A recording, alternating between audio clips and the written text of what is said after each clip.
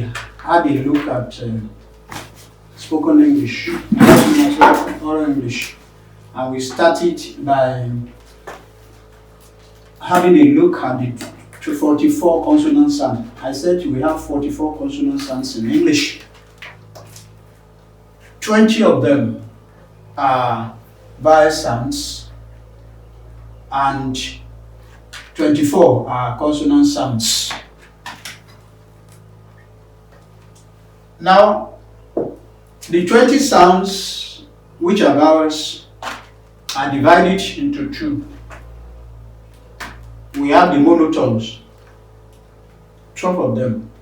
Don't forget, monotones are also known as pure vowels. There are 12.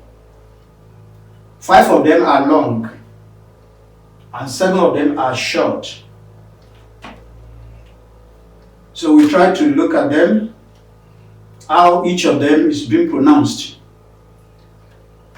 And again, we had a look at the second part, which is diphthongs.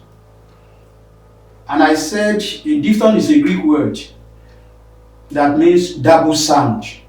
Each of the monotones is a single sound, although 5 of them may be long, may be elongated, elongated if you pronounce it, or if you pronounce them, as the case may be.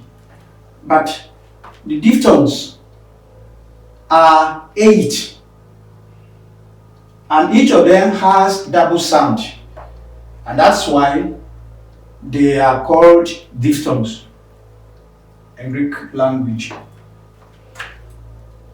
Today, we want to continue with the sounds. So we are looking at the remaining 24 sounds which are consonants. I said here on the job I have, there are 24 consonant sounds. 15 of them are voiced, while the remaining 9 are voiceless. Why do we call some voiced? And why do we call others voiceless? Now, the way the voiced ones are pronounced is not the way the voiceless ones are pronounced. Now, there is a difference in pronouncing the voiced, as I said earlier, and in pronouncing the voiceless. Now, the voiced, when you pronounce it, is thicker. It is thicker than the voiceless. The voiceless is softer than the voiced one. But it is very important for every student to know those that are voiced and those that are not voiced. I mean the voiced and the voiceless. You have to know them, because if you don't, you will miss some questions. Because there are some questions that you'll be asked that will be based on your knowledge of whether this consonant is voiced or voiceless. And we are going to tackle those areas as we continue in this lecture. Now, we want to start from the beginning. I have written out the 24 as you can see on the chalkboard. And we are starting with number 1 here. But another thing I want to say is this. You know, for the monotones, you may have special order. That is the way number 1, number 2, number 3. But this one, it is not all that necessary. You can write V before 2. It doesn't matter. So, but what matters is that you should be able to know when you come across any of these consonant sounds, and how to give answer, how to get the correct answer to the question asked on them. All right. Now the first one here is B. It's pronounced B. What is it? B. B. You know, the conventional alphabet letter is letter B. This letter B. But it's not letter B here. Rather, it is sound B. B. And it's voiced. Then the next one is P. P. P. And don't forget the conventional alphabet letter is P, letter P, but here is P. The same goes for another voiceless one, that is T. What is it? T. But in the conventional alphabet letter, it is letter T. So it goes like that. We have D. We have D. Then we have K. Which we call letter K on the other side. But here's another one. We have G. And that's letter G, your conventional alphabet letters. Then we have Z, F,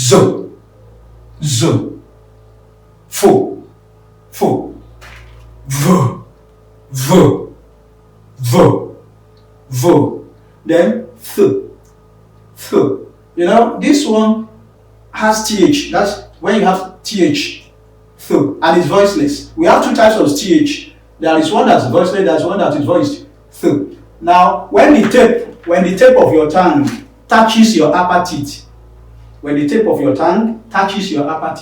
then you have that is voiceless. So we are going to look at the one that is voiced, but the number 11 here is voiceless. All right, we will see examples later. For each of these sounds, we give examples, sufficient examples for that matter. Now we have 12 now. That is also TH, but it's voiced. Like, anyway, we'll see later. Like the man, them, they. But this one is not voiced. It's like strength, I think, and so on and so forth. We give more examples. So the next one is sh. See the way it looks. It is not S. You know, it's longer than S, and it's straighter than S. Longer and straighter than S, but it's SH. Sh. Anytime you come across this, please don't take it for letter S or sound so, but sh. All right, sh. All right. Then we have the next one, which is yeah. You know, this somehow difficult to pronounce because it's not found in our conventional alphabet letters. Yeah. All right. Then we move to the next one, which is, see the way it is written. Chu. That is chu. Also voiceless. Now you have Jo.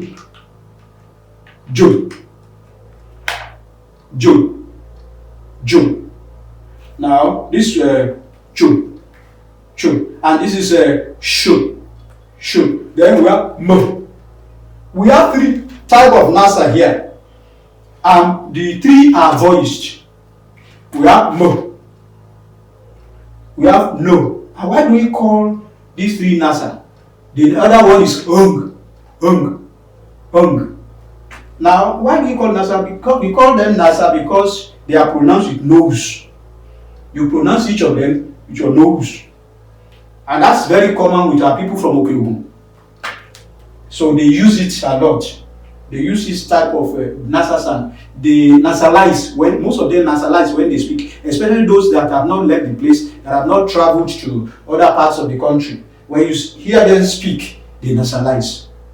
So, mo, no, That representing words ending in ng or nk, and it's voiced. Then you have the next one, l is voiced. L is voiced. Then we have the next one, ro, also voiced. Ro. Then we have wo. Take note, that one is not W. It's not W. You ask, but wo. Then we have the next one, h, also voiceless. And of course, the last one, you. You know, we have something like this in our conventional alphabet letter. We call it letter J, small letter J. And of course, the big one, the capital one, is crossed. is crossed at the top. Now this one is only dotted. And for your information, it is not your letter J. It's representing anything that stands for Y. Y. That is U. That's U. Now we want to look at the sound one after the other. And we give number of examples for each of the sounds.